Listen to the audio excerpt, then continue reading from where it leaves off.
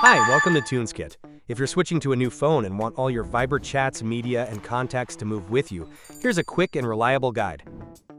First, back up your Viber data.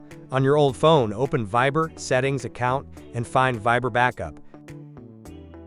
Choose Backup and wait until the process completes.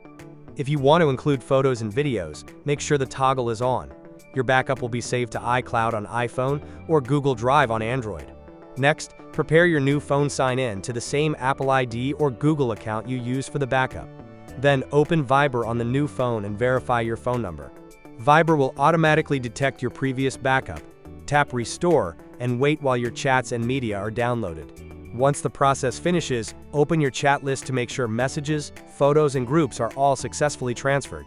Method 2. If you're an iPhone user, you can use iTunes to transfer your data. First, connect your old iPhone to your computer.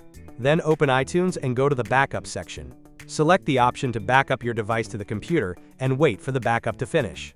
Next, connect your new iPhone to the computer, click the Restore option, and choose the backup you created earlier. iTunes will restore all the data from that backup to your new phone.